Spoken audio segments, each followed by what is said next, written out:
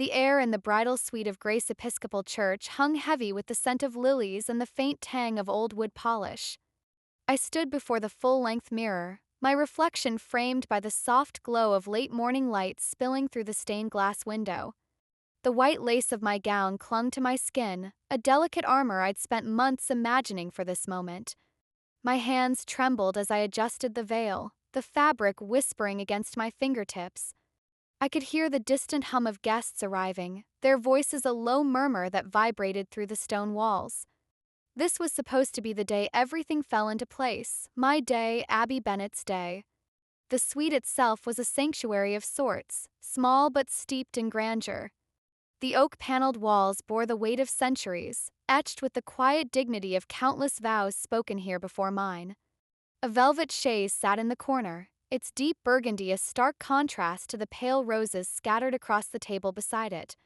I pictured this room so many times, the way it would feel to stand here as a bride, the way my family would fill it with their laughter and their pride. But now, as I smoothed the satin at my waist, the silence gnawed at me. Where were they? I glanced at the clock on the mantel, 11:15. The ceremony was set for noon, and the Bennetts were never late. My father, with his impeccable suits and his iron grip on every detail, should have been pacing outside by now, barking orders at the ushers. My mother should have been fussing over my hair, her voice sharp but warm, the way it always was when she wanted me to look perfect for the world. And Ellie, my sister, my shadow, should have been here, sprawled on that chaise, teasing me about how I'd trip over my train walking down the aisle. I'd laugh, she'd grin, and we'd share that unspoken pact we'd always had. No matter what, we'd be there for each other. But the room was empty. My phone sat silent on the table, its screen dark. I'd texted Ellie an hour ago, where are you, and gotten nothing back. A knot tightened in my stomach, but I pushed it down. They were probably stuck in traffic, or Dad was holding court with some last-minute business call. The Bennetts were a machine, always moving, always in control. They'd sweep in at the 11th hour, all polish and power, and I'd feel foolish for doubting them. I turned from the mirror and crossed to the window, peering out at the church lawn below. The guests were trickling in, men in crisp tuxedos, women in pastel dresses clutching their hats against the breeze. I recognized a few faces: Uncle Ray, his broad shoulders straining his jacket, Cousin Lila, her laugh cutting through the chatter. But no sign of the black Escalade that always carried my parents, no flash of Ellie's red hair darting through the crowd. My chest tightened, and I pressed a hand to the cool glass, willing them to appear. Miss Abby. The door creaked open, and Mrs. Hargrove, the church coordinator, poked her head in. Her gray hair was pulled into a tight bun, her eyes soft but probing. Everything all right in here? I forced a smile, the kind I'd perfected over years of Bennett family dinners and boardroom introductions. Fine, thank you. Just waiting for my family. She nodded, but her gaze lingered a beat too long. Well, the groom's already downstairs, looking sharp as a tack. You've got a good one there. Jim's always punctual, I said, my voice lighter than I felt. One of us has to be. She chuckled and slipped out, leaving me alone again. Jim. My anchor. He'd be waiting at the altar, his steady hands clasped behind his back, that quiet confidence of his keeping him grounded. We'd met 3 years ago at a charity gala. Him in a rented tux, me in a dress I'd worn to appease my mother, and he'd asked me to dance with a sincerity that cut through the room's polished cynicism. He didn't care that I was a Bennett, heir to a name that opened doors and broke backs. He saw me, just me, and that was enough. But today wasn't just about us. It was about the Bennetts too, the family I'd been raised to uphold, the legacy I'd been groomed to inherit. My father's law firm dominated Miami's skyline, a gleaming tower of glass and steel built on decades of deals and secrets. My mother ruled our social circle with a velvet glove, her charity luncheons masking the iron will that kept us all in line. And Ellie, wild, brilliant Ellie, was the spark, the one who'd challenge Dad at the dinner table and then charm him out of his anger by dessert. We were a unit, a force. They had to be here. The phone buzzed, jolting me from my thoughts. I lunged for it, hope flaring in my chest. Ellie's name flashed on the screen. I swiped to answer, pressing it to my ear. Ellie, where the hell are you? My voice came out sharper than I meant, but I didn't care. You're supposed to be here. Pause stretched across the line, heavy and wrong. Then her voice, low and clipped, hit me like a slap. Abby, I'm not coming. I blinked, the words not sinking in. What? What do you mean you're not coming? The wedding's in 45 minutes. I'm in Miami. Another pause, and I could hear the faint hum of traffic behind her. We all are. Mom and Dad, they're not coming either. The room tilted. I gripped the edge of the table, the roses blurring in my vision. Ellie, this isn't funny. Tell me you're joking. I'm not. Her tone was flat, stripped of the warmth I knew. Look, I didn't want to do this over the phone, but Dad said it's better this way. Cleaner. Cleaner? My voice cracked. What are you talking about? This is my wedding. You're my family. Silence again, and then a sigh. Abby, you don't get it. This isn't about you. It's about the firm, the name. Jim, he's not what Dad wants for us. For the Bennetts. I laughed, a brittle, jagged sound. You're telling me Dad's boycotting my wedding because Jim's not some blue blood lawyer? That's insane, Ellie. You know that. It's not just that. Her voice hardened. There's more. Tough you don't know. Deals Dad's been working on, things that could fall apart if, look, I can't explain it now. I'm sorry, okay? I have to go. Ellie, wait, the line went dead. I stared at the phone, my pulse hammering in my ears. Anticipation had curdled into something sour, something that clawed at my throat. My family, the people who'd shaped me, who'd promised me the world, had just cut me loose. And for what? A firm? A name? I sank onto the chaise, the velvet cool against my skin, and buried my face in my hands. The joy I'd felt an hour ago was gone, replaced by a shock so deep it numbed me. But beneath it, something else stirred. A flicker of anger, raw and unformed. They thought they could erase me, rewrite me out of their story. They were wrong. The velvet chaise creaked beneath me as I sat there, the phone still clutched in my hand, its blank screen staring back like a traitor. The lily's cloying sweetness turned sour in my throat, and the stained glass light that had felt so warm an hour ago now cast jagged shadows across the bridal suite. My chest ached, a hollow pang that spread outward, pressing against my ribs. Ellie's voice echoed in my skull. We're not coming, and each word landed like a brick, building a wall between the life I'd known and the one unraveling before me. I stood, my legs unsteady, and crossed to the window again. The lawn below buzzed with life, guests milling about, their laughter faint but sharp, like needles pricking at my skin. I searched the crowd again, desperate for a glimpse of that black Escalade, for some sign that this was a mistake, a cruel joke. But there was nothing. Just the pastel dresses and the polished shoes, all moving toward the church doors, oblivious to the storm brewing up here. My family wasn't late. They weren't stuck in traffic or detained by some last-minute crisis. They'd chosen to abandon me, and they'd done it from 300 miles away. The phone buzzed again, and I flinched, hope surging despite the sting of Ellie's call. But it wasn't her. It was Jim. Asterisk, you okay up there? Almost time. Asterisk, his text was steady, simple like him. I stared at it, my thumb hovering over the keys. What could I say? My family's ditched me, and I'm falling apart in a room that smells like flowers and betrayal? No. He didn't deserve that weight, not yet. Typed back, asterisk fine. Be down soon, asterisk, and hit send before I could overthink it. I turned from the window and paced the small room, the train of my gown trailing behind me like a ghost. The oak walls seemed to close in, their ancient grooves mocking me with their permanence.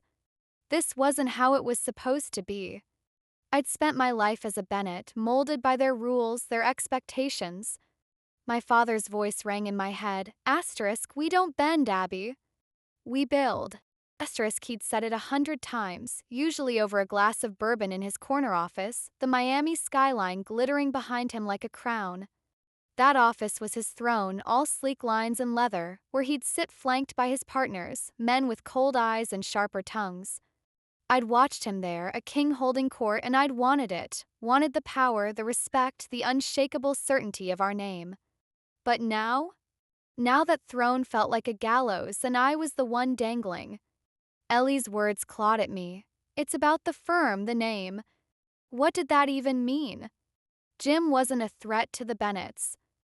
He was a high school teacher, for God's sake, not some rival attorney gunning for Dad's clients. Sure, he didn't fit the mold, didn't have the pedigree or the bank account to match the world I'd grown up in, but that's why I loved him.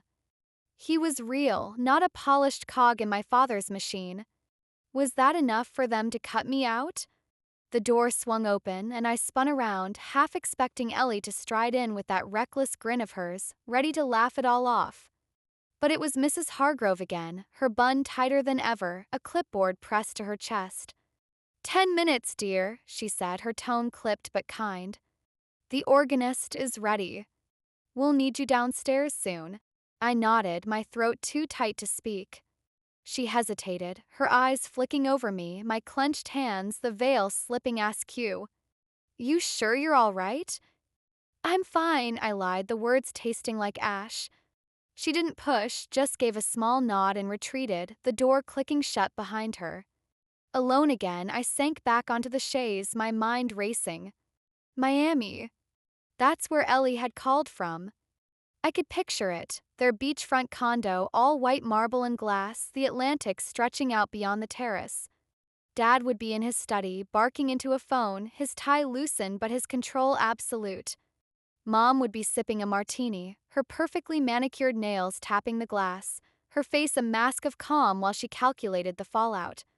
And Ellie, she'd be pacing the balcony, her red hair whipping in the wind, her defiance warring with whatever loyalty kept her there instead of here. Why Miami? Why now? The wedding had been planned for months, invitations sent, RSVPs tallied, every detail locked in. They'd smiled through it all, nodding at the guest list, approving the menu. Had it been a lie from the start? Or had something shifted, some deal or secret I wasn't privy to? Ellie's voice replayed, stuff you don't know. What stuff? What could be so big, so urgent that they'd leave me standing here alone? A memory flashed. Dad at the dining table last month, his jaw tight as he scrolled through his phone. Mom had asked about a merger, some big client he'd been chasing, and he'd snapped at her to drop it. Ellie had rolled her eyes, muttering about the empire under her breath. I'd laughed it off then, but now it gnawed at me. The firm was everything to him, his legacy, his weapon. Had Jim somehow threatened that? Or was I the threat, choosing a life outside their orbit? The anger I'd felt earlier flickered again, hotter this time. They didn't just skip the wedding, they'd planned it, orchestrated it like one of Dad's courtroom victories. Cleaner, Ellie had said. Cleaner for who? For them, sure, sever the weak link, protect the name. But for me? It was a gut punch, a public humiliation dressed up as strategy. I could already hear the whispers downstairs, the pitying looks when I walked down that aisle alone. I stood again, my hands balling into fists. The gown felt heavier now, less like armor and more like a shroud. But beneath the shock, beneath the betrayal, something else was taking root, something hard and sharp. They thought they could erase me, reduce me to a footnote in their story. They thought I'd crumple, play the good daughter and let them win. They were wrong. I grabbed my phone and dialed Ellie again. It rang once, twice, then voicemail. Her chipper greeting mocked me. Hey, it's Ellie, leave a message. And I gripped the phone tighter, my voice low and steady when the beep came. You don't get to do this, I said. You don't get to drop a bomb and hang up. Tell Dad he can hide in Miami all he wants, but this isn't over. Call me back. I hung up, my breath ragged. The clock read 11:55. 5 minutes until the organ started, until I'd have to face the crowd, the questions, the empty pew where my family should have been. I could feel the weight of it pressing down, their absence, their betrayal, but I wouldn't let it crush me. Not yet. I straightened my veil, smoothed my gown, and took a long, shaky breath. Jim was waiting. The guests were waiting. And somewhere in Miami, my family was betting I'd fold. They didn't know me as well as they thought. The organ's first notes trembled through the stone walls of Grace Episcopal Church, a deep, resonant hum that vibrated in my chest as I stood at the top of the staircase.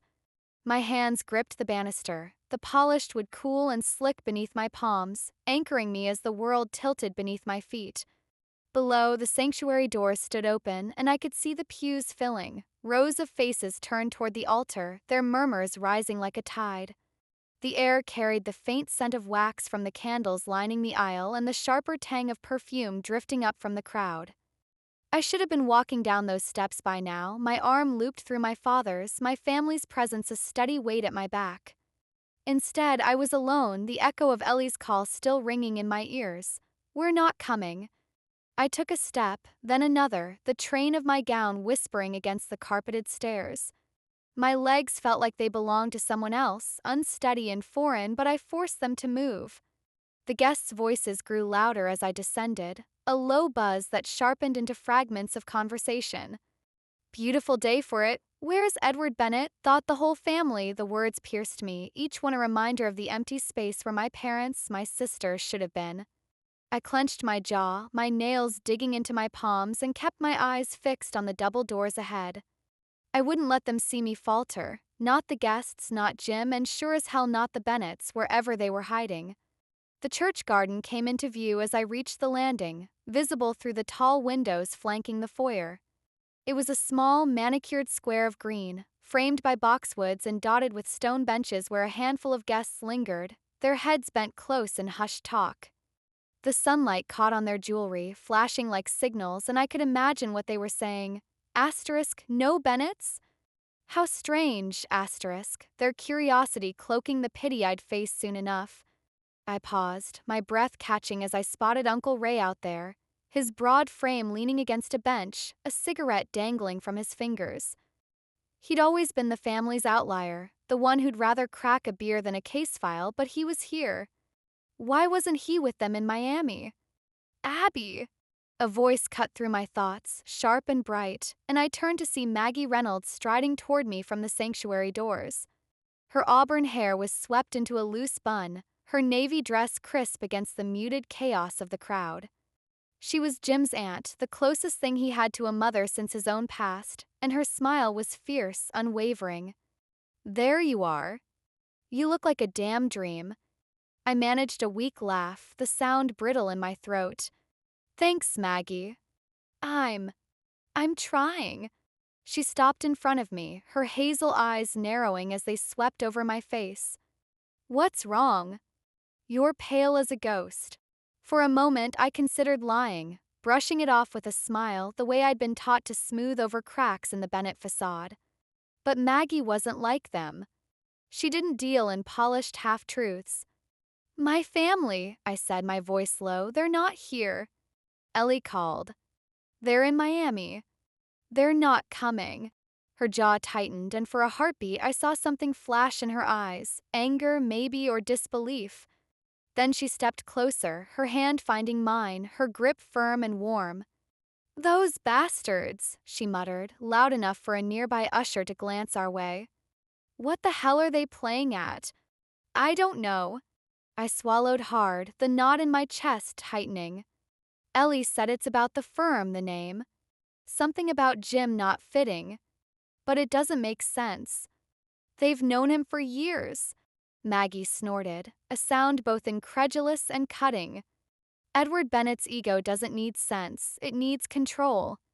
And your mother's no better, letting him pull this stunt. But Ellie?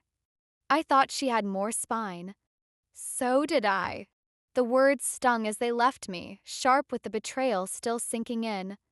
Ellie had been my ally, my confidant, the one who'd sneak me contraband candy during Mom's endless etiquette lessons, who'd whisper snarky asides at Dad's firm galas.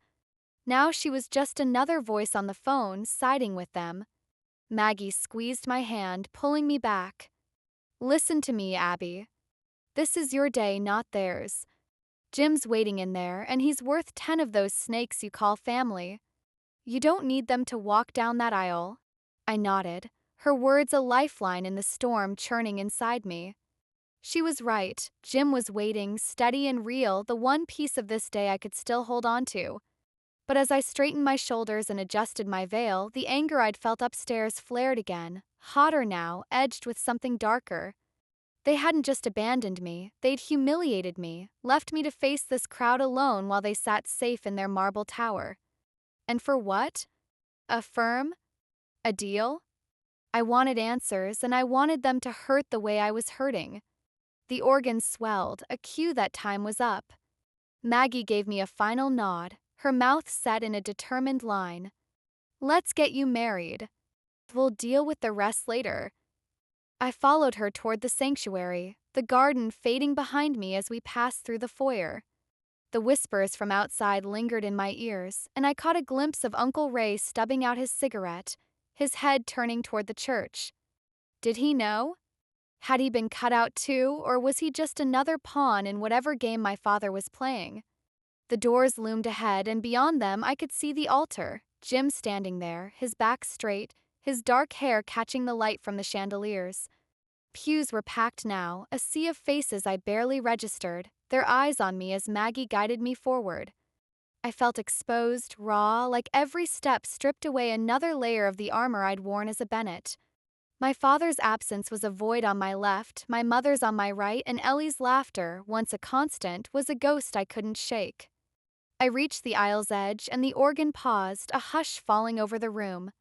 Jim turned, his eyes finding mine, and for a moment the chaos stilled.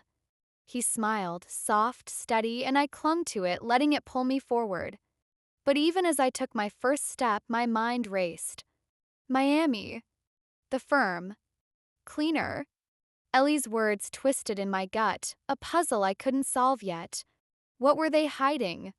What deal was worth more than me? Halfway down the aisle, I heard it, a ripple of whispers from the back, sharp and urgent. I didn't turn, didn't dare break my stride, but I felt their weight. No Bennetts. Asterisk, what's going on? Asterisk, the guests were noticing now, piecing together the absence, and I could almost taste their speculation. My cheeks burned, but I kept my chin up, my gaze locked on Jim. Let them talk. Let them wonder. I'd face it all later. When I reached him, Jim took my hands, his fingers warm against my cold ones.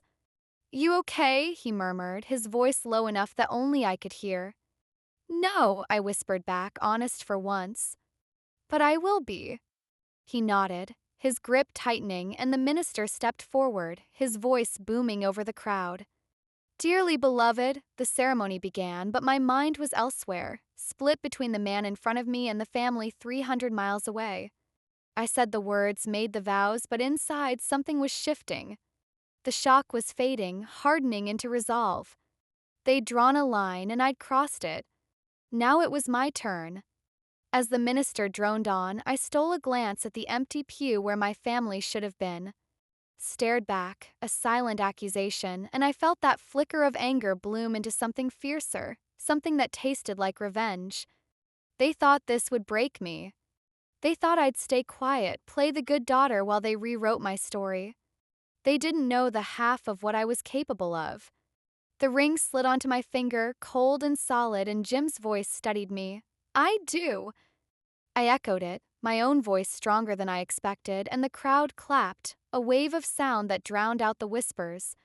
But I knew they weren't gone. The questions, the doubts, they'd follow me out of this church, into the reception, into whatever came next. And so would my family's betrayal. I was Abby Bennett, no, Abby Larson now, and I wasn't done. Not by a long shot. The reception hall at the Grand Oak Inn was a cavernous space, its high ceilings draped with strings of Edison bulbs that cast a warm, golden glow over the polished hardwood floors. Long tables stretched across the room, draped in white linen and piled with platters of shrimp cocktail, roasted vegetables, and tiered cakes that shimmered under the lights. The air buzzed with the clink of glasses, the hum of laughter, and the soft strains of a string quartet tucked into the corner. Through the tall windows, the twilight sky bled purple and orange, framing the silhouettes of ancient oaks swaying in the evening breeze. It was beautiful, everything I dreamed it would be, but as I stood at the edge of the room, my bouquet still clutched in one hand, it felt like a stage set for someone else's life. Jim was by my side, his arm brushing mine, his quiet strength a tether keeping me from drifting too far into the storm inside my head. The guests milled around us, their smiles bright, their voices loud with congratulations. Beautiful ceremony, Abby. Jim, you clean up nice. I nodded, smiled back, murmured thanks, but my eyes kept darting to the double doors at the far end of the hall, half expecting my father to stride through them, his tailored suit impeccable, his excuse rehearsed. He didn't. No one did. The Bennetts were gone, and the absence hung over me like a shadow I couldn't shake. Crowd parted slightly, and I caught sight of Maggie weaving her way toward us, a glass of champagne in one hand and a small, leather-bound photo album in the other. Her navy dress swished with purpose, and her hazel eyes locked on mine with that fierce determination I'd come to rely on in the last hour. She reached us, planting herself squarely in front of me, and thrust the album into my hands. "Got something for you," she said, her voice cutting through the chatter. "Open it." I hesitated, my fingers brushing the worn leather. "Maggie, what?" "Just open it," she insisted, her tone leaving no room for argument. Jim raised an eyebrow but stayed silent, his hand resting lightly on my back. I flipped the cover and my breath caught.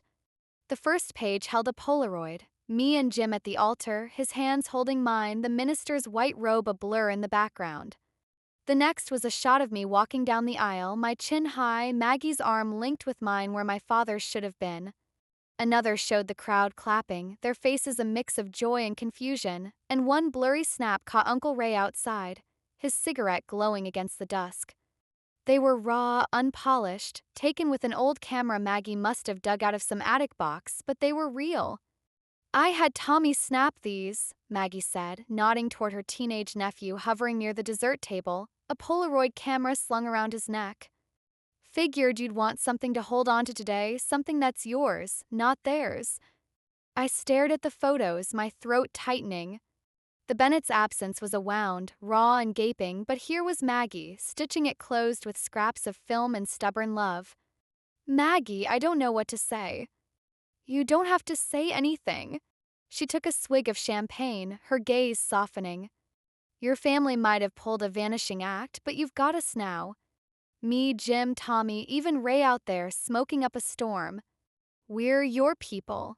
Jim squeezed my shoulder, his voice low. "She's right, Abby. We're enough."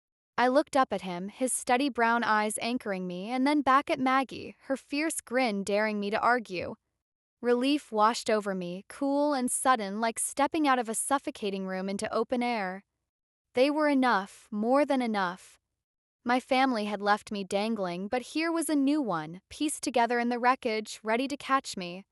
Gratitude swelled in my chest, mingling with the love I'd always felt for Jim, now sharper, more urgent. I wouldn't let the Bennett's betrayal define this day. I couldn't. But even as I smiled, really smiled for the first time since Ellie's call, something else stirred beneath it. The photos in my hands were a lifeline, yes, but they also sharpened the edges of the anger I'd been carrying. My father's voice echoed in my mind, that clipped, commanding tone he'd used in his office, surrounded by mahogany and power. Asterisk, we don't bend, Abby. We build. Asterisk, he'd built an empire, all right, glass towers and iron alliances, but he'd torn me down to do it. And my mother, with her martinis and her calculated silences, had let him. Ellie, too, choosing their world over mine. They'd made their move, and now it was mine. Quartet shifted into a waltz, and Jim tugged my hand. "Dance with me." I nodded, setting the album on a nearby table, and followed him to the floor. The guests parted, their eyes on us, and I felt the weight of their stares, some warm, some curious, a few pitying. The whispers had followed us from the church. "No Bennetts." Asterisk, what happened? Asterisk, I could see it in their faces, the questions they wouldn't ask outright, the theories brewing behind their champagne flutes. My cheeks burned, but I lifted my chin, letting Jim's hand on my waist guide me into the first steps. The music wrapped around us, and for a moment it was just him and me, the cedar scent of his cologne, the warmth of his palm against mine. "You're shaking," he murmured, his breath brushing my ear. "Am I?" I hadn't noticed. My body was a live wire, humming with too many things: love, relief, fury. "It's been a hell of a day." He pulled me closer, his voice steady. "We'll get through it. Together." "I know." And I did. But as we turned, my eyes caught on the empty table near the back, the one reserved for my family, its chairs untouched, its centerpiece wilting. The sight hit me like a fist, and the anger flared again, bright and hot. Together, yes, but not just to survive. To fight. The dance ended, and the guests clapped, their applause a polite roar that drowned out the quartet's final notes. Jim led me off the floor, and Maggie was there again, thrusting a glass of champagne into my hand. "Drink," she ordered. "You've earned it." I took a sip, the bubbles sharp on my tongue, and glanced around the room. The hall felt different now, less like a stage, more like a battlefield. The guests weren't just faces anymore, they were witnesses. Some were Bennett allies, lawyers from the firm, socialites my mother had courted, distant cousins who'd toasted my father's success. They'd come expecting the full Bennett show, and instead they'd gotten this, me alone with a new husband and a makeshift family. What would they tell him? What would they carry back to Miami? A man approached, tall, graying, his suit expensive but rumpled. I recognized him, Paul Grayson, one of Dad's junior partners. His smile was tight, his eyes flickering with something I couldn't place. "Abby, congratulations," he said, his voice smooth but edged. "Quite a day." "Thanks, Paul." I kept my tone even, but my grip on the glass tightened. "Surprised you made it up from Miami." "Wouldn't miss it."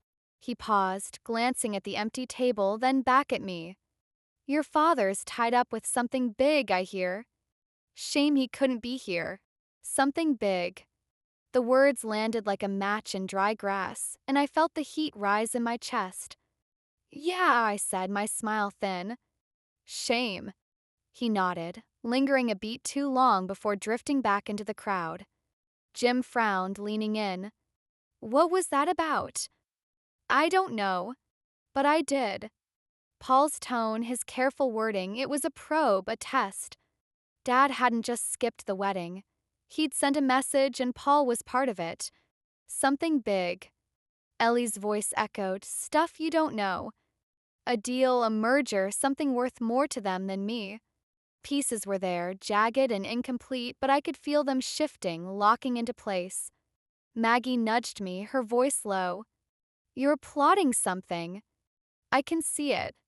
I met her gaze, my resolve hardening. "They think they can cut me out and walk away clean." "They're wrong." She grinned, a glint of mischief in her eyes. "That's my girl." The night wore on, speeches, toasts, cake cutting, but my mind was a lures, racing 300 miles south.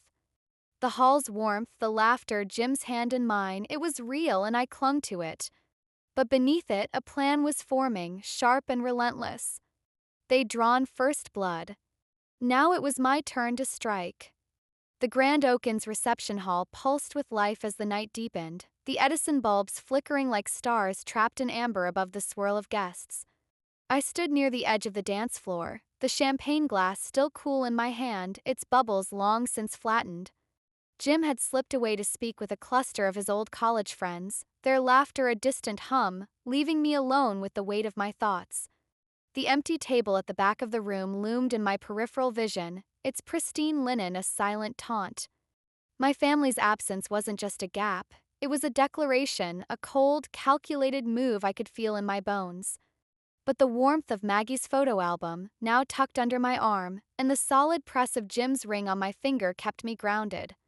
They were my shield, my new armor, and I'd need them for what was coming. Maggie appeared beside me again, her presence as sudden and steady as a lighthouse cutting through fog. She'd swapped her champagne for a tumbler of whiskey, the ice clinking softly as she leaned in close. "You're still stewing," she said, her voice low but sharp, cutting through the quartet's lilting melody. "I can see it in your eyes." What's the next move? I turned to her, meeting that fierce hazel gaze. The hall around us blurred, guests twirling on the dance floor, waiters weaving with trays of hors d'oeuvres, the air thick with the scent of roasted garlic and sugared frosting. But Maggie's question pulled me into focus, sharpening the edges of the plan I'd been turning over since Paul Grayson's cryptic words. I need to know why, I said, my voice steady despite the tremor in my chest. Why they ditched me. What's so big it's worth more than this? She nodded, taking a slow sip of her drink, the ice shifting with a faint crack. Miami, huh? That's where the answers are. Your dad's empire doesn't run itself. Someone's pulling strings down there. Exactly. I glanced across the room, catching a glimpse of Uncle Ray through the tall windows. He'd stepped back outside, his silhouette framed against the darkening sky, a fresh cigarette glowing between his fingers. And I think Ray knows something. He's here, not there. That's not an accident. Maggie followed my gaze, her lips curving into a sly grin. The black sheep's always got the best dirt. You gonna corner him? Not yet. I set my glass on a passing waiter's tray, my hands itching to move, to do something. He's skittish, always has been. If I push too hard, he'll clam up. But he's my way in. I just need to figure out how to play it. She raised her tumbler in a mock toast. That's the Abby I know. Cool head, sharp teeth. You'll get it out of him. Her confidence steadied me, but the hall's golden glow felt stifling now, the laughter and clinking glasses pressing against my skull. I needed air, space to think.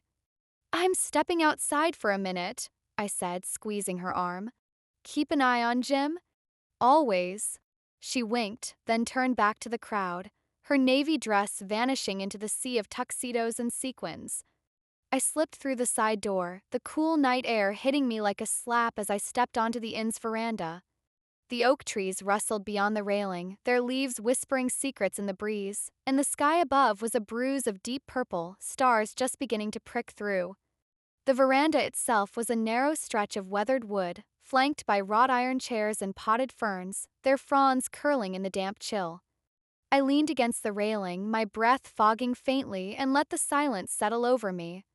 The reception's noise dulled to a murmur behind the thick glass doors, leaving me alone with the ache in my chest and the fire growing beneath it. From here I could see Ray down in the garden, pacing a slow circle near one of the stone benches. His broad shoulders hunched slightly, his free hand shoved deep in his pocket, the cigarette's ember flaring with each drag. He looked out of place, a rough edge in this polished world of vows and toasts, and I wondered again why he'd come. Ray had never been close to Dad, not the way the firm's inner circle was. He drifted to the fringes years ago, taking odd jobs after flunking out of law school, a disappointment Mom never let him forget. But he'd shown up today, no suit, no tie, just that worn jacket and a pack of Marlboros. Loyalty? Guilt? Or something else? The door creaked behind me, and I tensed, half expecting Jim's steady footsteps. But it was Paul Grayson again, his rumpled suit catching the veranda's dim light as he stepped out, a tumbler of amber liquid in his hand. His gray hair glinted silver under the moon, and his eyes, sharp, assessing, fixed on me with an intensity that made my skin prickle. Abby, he said, his voice smooth as ever, thought I'd find you out here. Needed a breather? Something like that. I kept my tone neutral, my back straight against the railing. He was fishing, and I wasn't about to bite, not yet. Nice night for it. He nodded, swirling his drink, the ice clinking in a rhythm that set my nerves on edge. Beautiful wedding. Shame about the turnout, though. Edward's a busy man, but I figured he'd make an exception for his daughter. The jab landed, subtle but deliberate, and I felt the heat rise in my chest. Busy doesn't cover it, I said, my smile tight. Sounds like you know more than I do, Paul. Care to fill me in? He chuckled, a low, practiced sound that didn't reach his eyes. Oh, I'm just a grunt in the firm, Abby. Your dad keeps the big plays close to his chest. But I hear things, mergers, clients, the usual chaos. Miami's buzzing right now. Buzzing enough to skip my wedding? I pressed, stepping closer, my voice low but edged. Ellie said it's about the firm, the name. What's that mean? Paul's smile faltered just for a second, and I caught it, a flicker of unease beneath the polish. Ellie's young. Dramatic. You know how she is. Probably just parroting Edward's mood. Ellie doesn't parrot anyone, I snapped, the anger slipping through before I could rein it in. She's in Miami with them. She chose their side. So what's the play, Paul? What's worth cutting me out? He studied me, his gaze narrowing, and for a moment the veranda felt smaller, the air thicker. The oaks rustled louder, a wind picking up that tugged at my veil, still pinned loosely in my hair. You're a Bennett, he said finally, his tone shifting, less smooth, more careful. You know how it works. The firm's a machine, gears don't stop turning for sentiment. There's a deal on the table, big one. Timing's tight. That's all I'll say. A deal. The word tasted bitter, sharp. Big enough to ditch me on my wedding day. What kind of deal? He took a sip, stalling, then shrugged. Ask your father. I'm not in the room when the Real calls get made. Bullshit. The words slipped out, raw and unfiltered, and I stepped closer, my hands balling into fists at my sides. You're his eyes here, Paul. Don't play dumb. What's he trading me for? Paul's jaw tightened, and he set his glass on the railing with a deliberate clink. You're upset. I get it. But don't shoot the messenger, Abby. Edward's got his reasons, always does. Maybe he thinks you're better off out of it. Out of what? My voice rose, cracking against the night air. His life? His plans? He didn't even have the guts to tell me himself. He's protecting something, Paul said, quieter now, his eyes flicking toward the garden where Ray still paced. That's all I know. Take it up with him. He turned to go, but I grabbed his arm, my fingers digging into the wool of his sleeve. Protecting what? The firm? His ego? Tell me something, Paul, or I swear You'll what? He pulled free, his tone hardening as he faced me again. Storm Miami? Tear down his office? You're not a kid anymore, Abby. This is bigger than you think. Let it go. He walked back inside, the door swinging shut with a thud that echoed in my ears. I stood there, my breath ragged, the cold seeping through my gown. Bigger than me. Protecting something. Pieces spun in my head. Miami, the firm, a deal, Ellie's clipped voice, Ray's odd presence. My father's office flashed in my mind. That sleek, sterile space high above the city, all glass and steel, where he'd sit behind his desk like a king on a throne. I could see it now, phones ringing, papers shuffling, men in suits bending to his will. And me erased from the picture, a liability he'd cut loose. Footsteps crunched on the gravel below, and I looked down to see Ray stubbing out his cigarette, his head tilting up toward the veranda. Our eyes met, and for a heartbeat he froze, caught, exposed. Then he nodded, a small, jerky motion, and turned away, disappearing into the shadows of the oaks. My pulse pounded, a drumbeat of realization. Paul was a brick wall, but Ray, he was a crack, a weak link. He knew something, maybe everything. The anger I'd been nursing flared into resolve, hot and clear. I wasn't letting this go. Not tonight, not ever. They'd drawn the line, but I'd cross it, straight into Miami, into the heart of whatever they were hiding. The door opened again, and Jim stepped out, his tie loosened, his face softening as he saw me. Hey, he said, crossing to my side. You okay out here? I turned to him, the fire in my chest softening but not fading. Not yet, I said, honest again. But I will be. I've got a fight to pick. He frowned, searching my face, then nodded. With who? My family, I said, my voice steady now. They think they've won. They're wrong. Jim's hand found mine, his grip warm and sure. Then we'll fight together. I squeezed back, relief and love washing over me, mingling with the resolve. Maggie was right, I had people now, real ones. And with them, I'd unravel this mess, piece by jagged piece, until the Bennetts faced what they'd sown. The veranda's weathered wood creaked under my heels as I stood there, Jim's hand still clasped in mine, the night air sharp with the scent of damp earth and oak leaves. The reception's muffled hum seeped through the glass doors behind us, glasses clinking, voices rising in a toast, but out here the world felt smaller, tighter, like the walls of a trap closing in. My breath fogged in the chill, and I could still see Ray's silhouette fading into the garden's shadows, his jerky nod replaying in my mind. Paul's words, "This is bigger than you think," hung heavy, a riddle I couldn't crack yet, but one that fueled the fire in my chest. Jim's steady presence anchored me, but beneath it I was teetering, the pressure of the day coiling tighter with every unanswered question. "Abby," Jim said, his voice low, cutting through the rustle of the trees. "What's the plan?"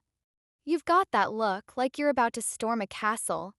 I turned to him, his face half lit by the veranda's dim glow, his brown eyes searching mine. The tie he'd loosened hung crooked, and a strand of dark hair had fallen over his forehead, softening the lines of worry etched there. I wanted to smooth it away, to tell him everything was fine, but the lie wouldn't come. "I don't know yet," I admitted, my voice raw. "But I can't let this sit.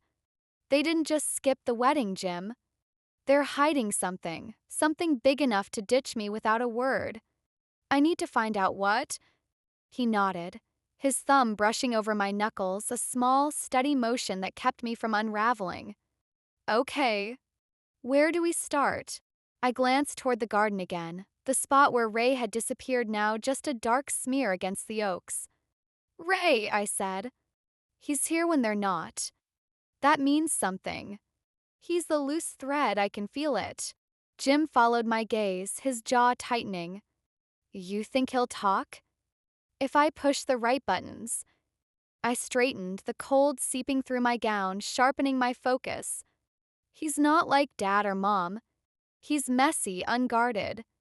If he knows anything about this deal Paul hinted at, I'll get it out of him."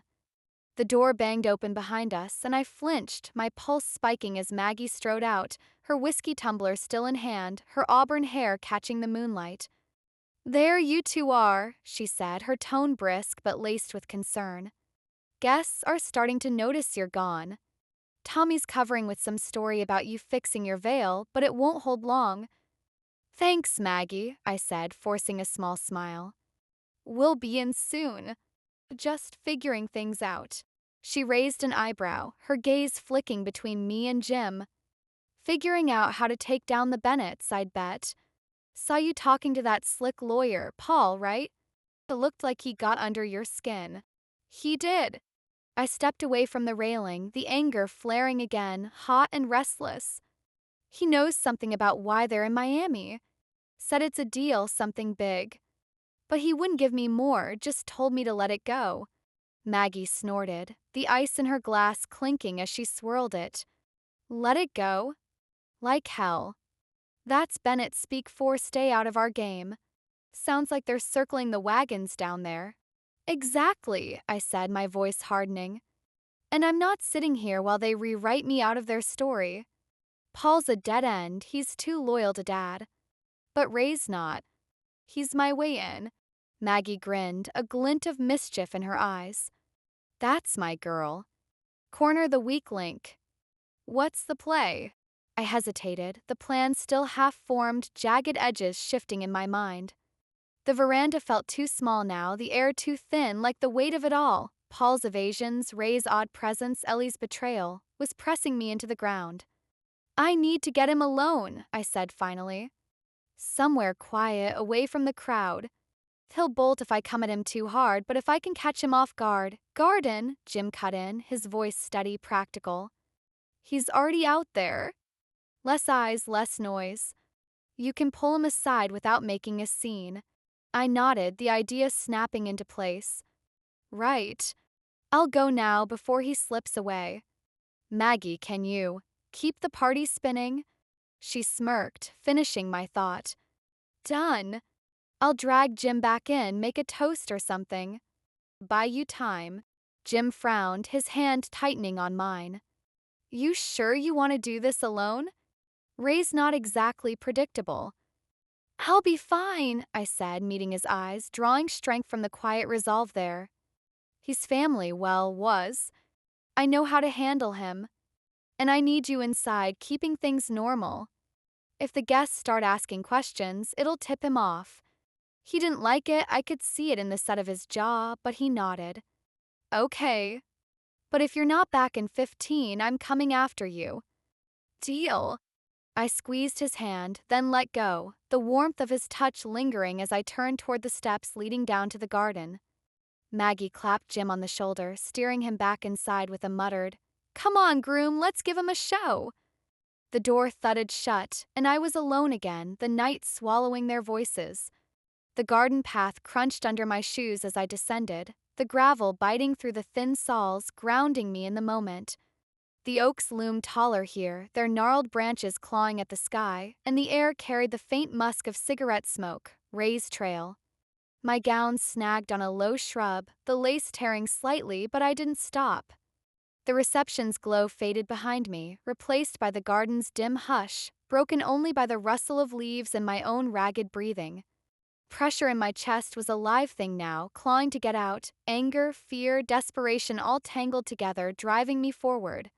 I spotted him near a stone bench, half hidden by a thicket of boxwoods, his broad frame slouched as he lit another cigarette. The match flared, illuminating his weathered face, deep lines, a patchy beard, eyes darting like a cornered animal's. He didn't see me yet, and I slowed, my steps deliberate, silent. The garden felt like a courtroom, the Oaks jurors watching from the shadows, and I was the prosecutor, building my case with every breath. Ray was my witness, willing or not. "Ray!" I called, my voice low but firm, cutting through the stillness. He jolted, the cigarette nearly slipping from his fingers as he spun toward me. "Abby? Jesus, you scared the hell out of me." His voice was rough, gravelly, tinged with a nervous edge. He took a drag, the ember glowing bright, then squinted at me through the smoke. "What are you doing out here? Shouldn't you be cutting cake or something? I need to talk to you." I stepped closer, the gravel shifting under me, my hands clenched at my sides to keep them steady. "About Miami. About Dad." His eyes flickered, guilt, maybe, or fear, and he looked away, exhaling a plume of smoke that curled into the night. "Don't know what you mean. I'm here, ain't I? I came for the wedding." "Yeah, you did." I stopped a few feet from him, close enough to see the sweat beading on his forehead despite the chill. "But they didn't. Mom, Dad, Ellie, they're all in Miami and you're not." "Why's that, Ray?" He shrugged, too quick, too casual. "Guess they had business. You know your dad, always wheels turning." "Business," I repeated, the words sharp on my tongue. "That's what Paul said, too. A deal, something big. Big enough to skip my wedding. You know anything about that?" Ray's hand trembled as he took another drag, the cigarette's tip flaring red. "Paul's a talker. Don't listen to him. I don't keep up with Ed's games anymore." "Bullshit." The words snapped out, echoing off the oaks, and Ray flinched. I stepped closer, my voice dropping, cold and steady. "You're here, Ray. Not there. That's not random. You're not one of Dad's suits, you don't play by his rules. So why'd they leave you behind? What do you know?" He stared at me, his mouth working like he wanted to speak but couldn't find the words. The garden pressed in, the air thick with tension, the distant hum of the reception a lifeline I could barely hear.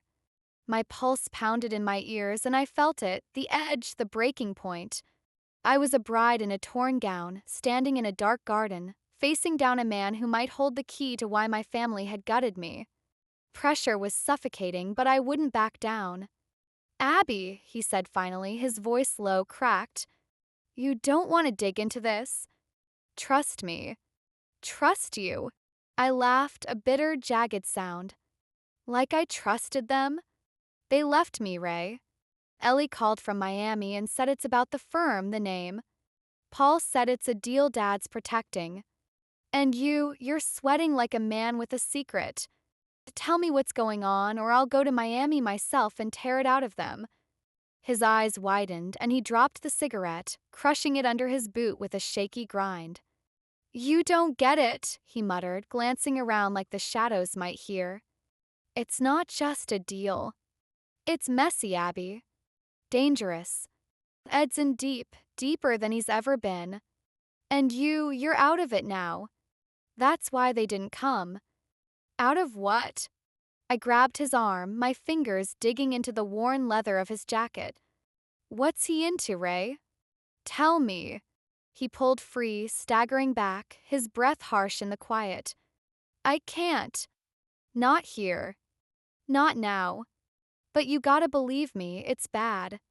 Real bad." The words hit me like a punch, and for a moment I couldn't breathe. Bad. Dangerous. My father's office flashed again. Glass walls, steel resolve, a king on his throne, but now it was darker, twisted, a place where deals weren't just signed but buried. Ellie's voice, cleaner, rang in my skull, and Paul's warning, "Bigger than you think," locked into place. Pressure crushed me, despair clawing at my throat, but beneath it, the fire roared louder. They'd cut me out to save themselves, to shield whatever monster they'd built. And Ray knew. I straightened, my voice iced despite the tremble in my hands. "You're telling me everything, Ray. Not tonight, maybe, but soon. They don't get to do this and walk away. I'm coming for them." He stared at me, his face pale, then nodded, a small, defeated jerk. "You're like him, you know. Stubborn as hell." "No," I said, turning back toward the veranda, my gown dragging in the gravel. "I'm worse." The garden faded behind me as I climbed the steps, Ray's words sinking in. Messy, dangerous, bad.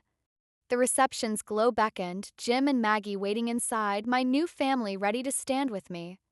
But out here in the dark, I felt the shift, anger hardening into something colder, fiercer. The Bennetts had their empire, their secrets, their throne. I'd bring it down, brick by brick, until they faced me.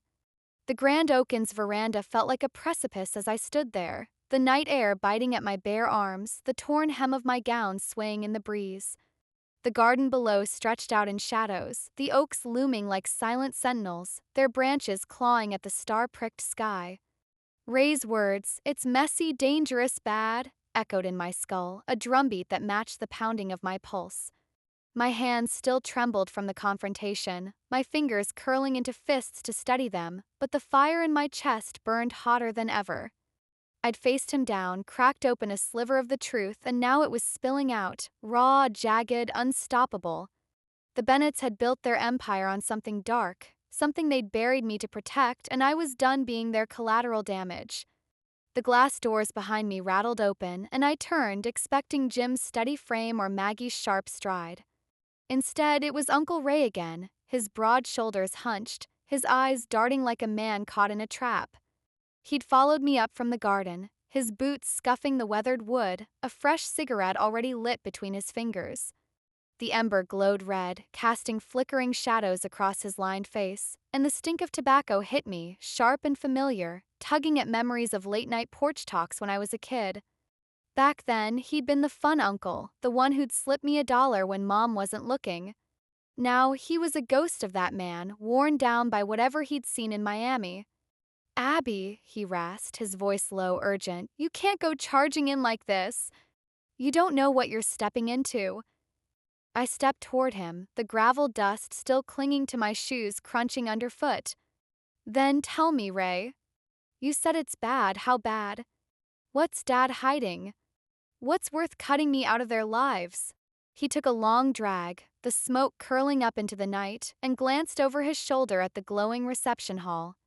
The muffled strains of the string quartet seeped through the glass, a cruel contrast to the tension coiling between us. "It's not just a deal," he muttered, barely audible over the rustling oaks. "It's a reckoning. Ed's tangled up with some people, big money, bad blood. They don't play by courtroom rules, Abby. He's in over his head, and he's dragging the whole damn firm down with him." My breath caught, the air suddenly too thin. The veranda's dim light flickered across Ray's face, etching the fear in his eyes, the sweat beading on his brow despite the chill. My father's office flashed in my mind again, That sleek, sterile throne room high above Miami, all glass and power, but now I saw it differently. Papers strewn across the desk, phones ringing off the hook, shadows lurking in the corners. Not a king holding court, but a man cornered, desperate. Who? I demanded, my voice steady despite the storm in my chest. Who's he tangled with? Ray shook his head, crushing the cigarette under his heel with a jerky twist. I don't know names, not all of them, but I heard enough. Clients with offshore accounts, guys who don't blink at breaking knees. Thought he could control it, turn it into a win for the firm. Now they're calling the shots, and he's scrambling to keep him quiet. The pieces clicked. Ellie's clipped cleaner, Paul's evasive bigger than you think. My father hadn't just skipped my wedding. He'd fled to Miami to save his empire, to bury whatever mess he'd made. And me? I was the loose end, the daughter who dared to step outside his orbit, marrying a man who didn't fit their blueprint. They'd cut me out to protect their secrets, to keep me from asking questions like the ones burning through me now. The betrayal sank deeper, a blade twisting in my gut, but it fueled me too, anger hardening into something cold, relentless. Why didn't you tell me sooner? I snapped, stepping closer, my shadow falling across him. You've been pacing out there all night, smoking yourself to death. You could have warned me. Ray flinched, his hands shoving into his pockets, his shoulders slumping further. I wanted to. Hell, I almost didn't come, figured it'd be easier to stay away. But you're my niece, Abby. I couldn't let you walk into this blind, not after what they did. Ed told me to keep my mouth shut, said it's for your own good. But I ain't one of his suits. I don't owe him that. The veranda creaked as a gust swept through, tugging at my veil, still pinned crookedly in my hair. The reception's glow pulsed behind the glass, a world of laughter and light I'd left behind, and out here it was just me and Ray, a man crumbling under the weight of what he knew. My mind raced, piecing it together. Offshore accounts, dangerous clients, a firm teetering on collapse. My father's empire wasn't just glass and steel, it was a house of cards, and he'd torched me to keep it standing.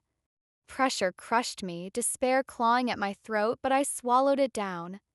I wouldn't break. Not now.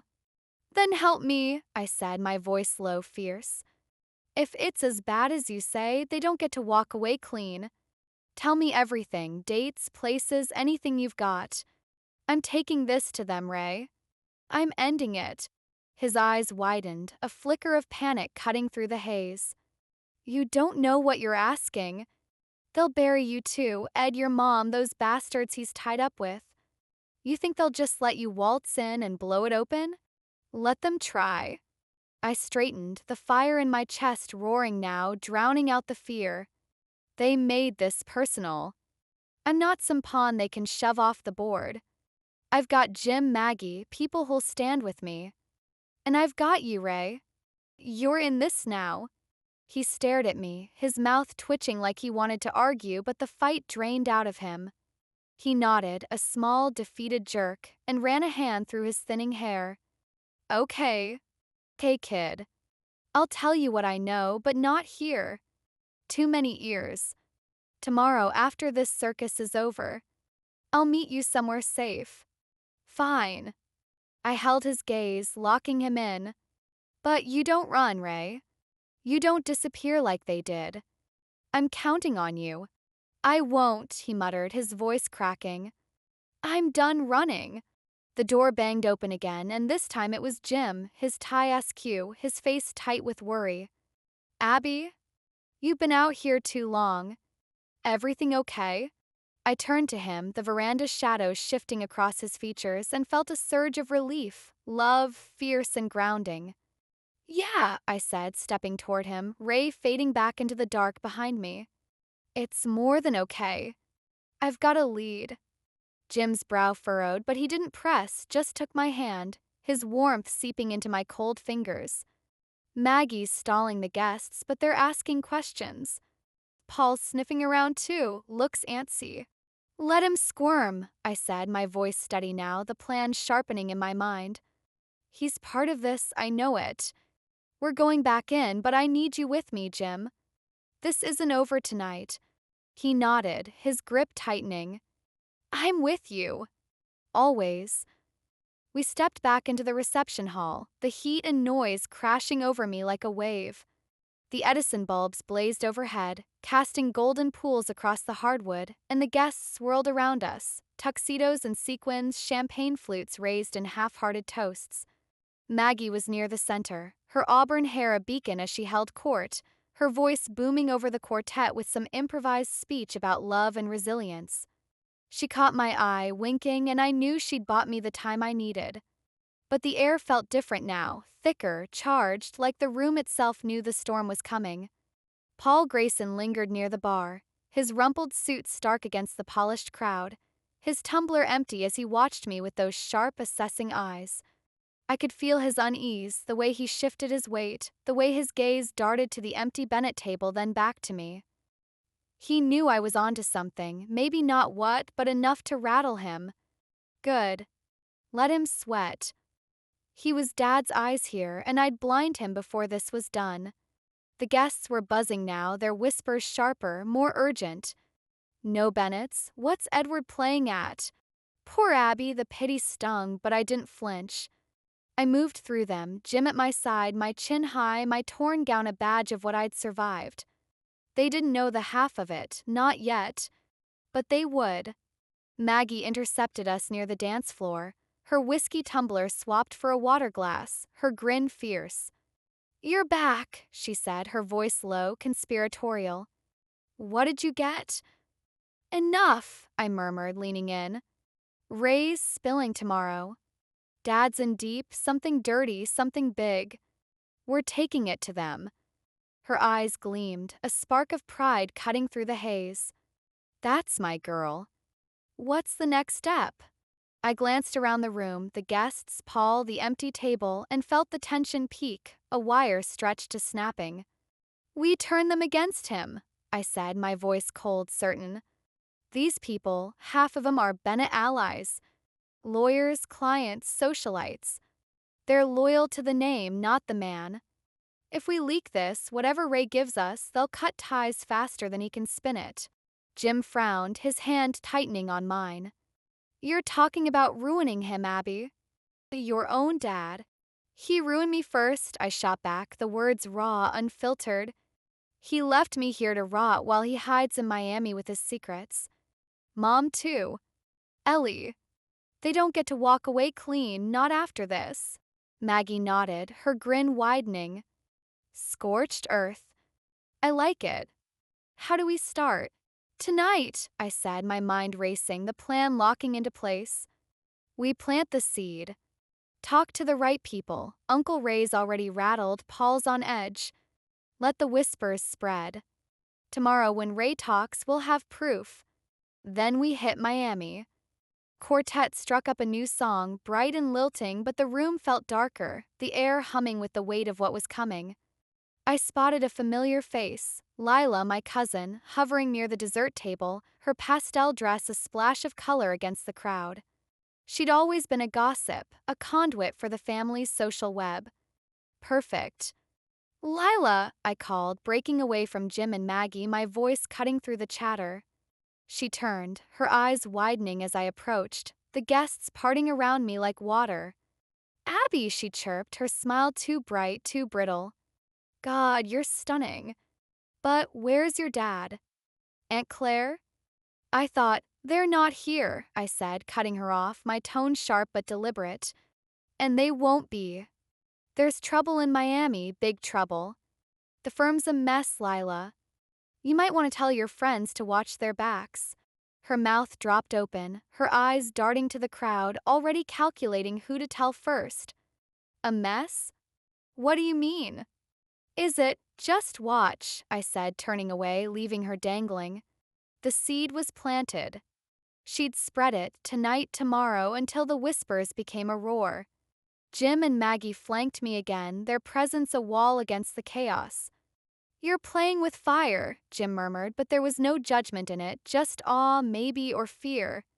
Good, I said, my voice steady, the fire in my chest blazing now, unstoppable. Let it burn. The guests were shifting, their murmurs growing louder, their glances sharper. Paul slipped out the side door, his phone pressed to his ear, and I knew he was calling Miami, warning them. Let him. Ray was mine now, and with him, the truth. The Bennett's empire was cracking, and I'd be the one to shatter it. The reception hall pulsed around me, golden light, clinking glasses, a bride in a torn gown, and I felt it, the climax, the breaking point. They'd drawn the line, and I'd crossed it. Now they'd pay. The pews of Grace Episcopal Church were packed again, but this time the air felt different, lighter, warmer, alive with a quiet hum that wasn't there a year ago. I sat in the front row, my hands folded in my lap, the soft cotton of my dress a far cry from the heavy lace I'd worn on that chaotic wedding day. Sunlight streamed through the stained glass windows, casting a kaleidoscope of reds and blues across the stone floor, and the faint scent of incense mingled with the lilies Maggie had insisted on bringing, their white petals nodding from vases along the altar. The organ swelled, a gentle hymn I didn't recognize, and I let its notes wash over me, soothing the edges of a wound I'd carried for 12 months, a wound that had scabbed over, healed in places but still ached when I pressed on it. Jim sat beside me, his shoulder brushing mine, his steady presence as constant as the oak trees outside. His tie was straight this time, a muted blue that matched the sky beyond the windows, and his hand rested on my knee, warm and grounding. Maggie was on my other side, her auburn hair pulled back in a loose braid, her navy blazer swapped for a simple cardigan that softened her fierce edges. Tommy perched next to her, his teenage sprawl taking up too much space, the old Polaroid camera still slung around his neck like a badge of honor. Behind us, the pews filled with faces I'd come to know, Jim's cousins, Maggie's neighbors, a handful of teachers from his school, people who'd woven themselves into my life, thread by thread, until they'd built something solid, something mine. This was our anniversary mass, a celebration of a year survived, a year reclaimed, and the church felt less like a battlefield now, more like a home. I glanced at the empty pew across the aisle, the one where the Bennetts should have sat a year ago. Stared back, silent and bare, no longer a taunt but a relic, a ghost of a life I'd buried.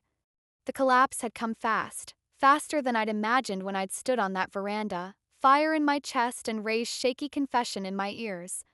He'd met me the next day at a diner 3 towns over, his hands trembling around a coffee mug as he spilled it all, names, dates, offshore accounts tied to men with no patience and deeper pockets. My father's empire, that gleaming tower of glass and steel, had been a facade propped up by dirty money and dirtier deals. I'd taken Ray's words, packaged them with the whispers I'd planted at the reception, and sent them south like a lit fuse. The fallout was a spectacle I'd watched from afar, headlines screaming about fraud, racketeering, a law firm imploding under federal raids. The Miami tower emptied overnight, its windows dark, its doors chained. My father's allies, those polished suits who'd toasted him at galas, scattered like roaches, their loyalties evaporating as the Bennett's name turned toxic. Mom's social circle crumbled too, her charity luncheons canceled, her phone silent for the first time in decades. Ellie, wild, brilliant Ellie, vanished into the chaos, no calls, no texts, just a shadow I couldn't reach. They'd lost everything, the firm, the condo, the power that had defined them. Last I heard, Dad was holed up in some rented bungalow, dodging lawyers of his own, while Mom clung to what scraps of dignity she could salvage. I didn't know where Ellie was, and that hurt most of all, a loose thread I couldn't tie off. The organ faded, and the priest stepped forward, his white robe catching the light as he raised his hands. "Dearly beloved," he began, his voice softer than the minister's had been at our wedding, "we gather today to celebrate a year of love, of strength, of bonds forged in trial and triumph." His eyes found mine, a small smile tugging at his lips, and I nodded back, my throat tight. This wasn't just about Jim and me, it was about all of us, this patchwork family we'd stitched together from the wreckage. Maggie leaned in, her whisper sharp against the hush. "You did this, Abby. Knocked him down and built something better." I glanced at her, the pride in her hazel eyes catching me off guard. "We did it," I murmured, squeezing Jim's hand. "Couldn't have faced them without you." She smirked, settling back, but her hand brushed mine. A rare, quiet gesture that said more than her words ever could. Jim's thumb traced circles on my knee, and I felt the weight of it. His unwavering faith, his choice to stand with me when I turned my world to ash.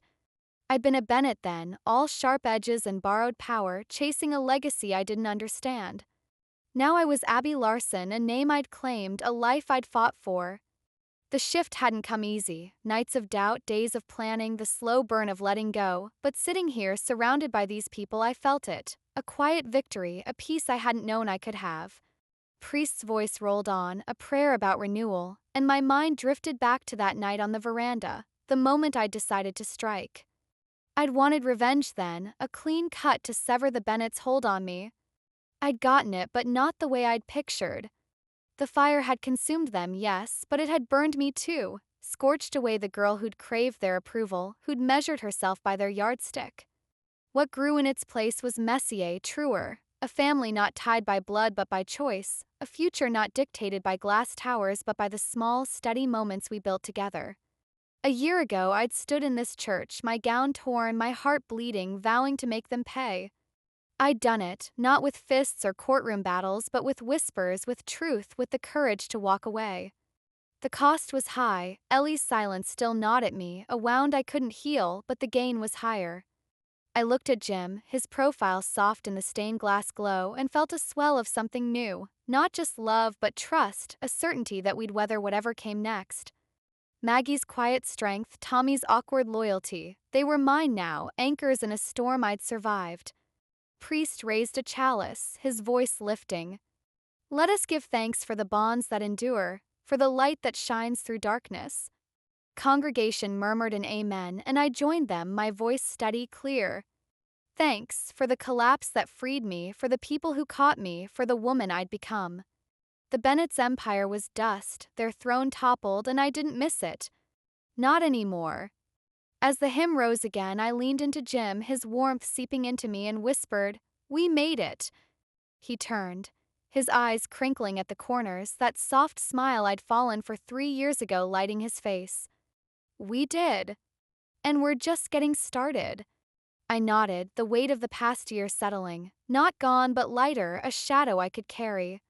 Church filled with song, the lilies swayed, and outside the oaks stood tall, their roots deep in the earth. A year ago, I'd been a bride on the edge, a daughter betrayed, a woman unmoored. Now I was a wife, a fighter, a survivor, and for the first time I was whole. The mass ended, and we spilled onto the lawn, the spring air crisp and sweet, the sky a endless stretch of blue. Tommy snapped Polaroids, Jim laughing with his cousins, Maggie scolding a waiter for skimping on the cake. And I watched, my chest full, my hands still.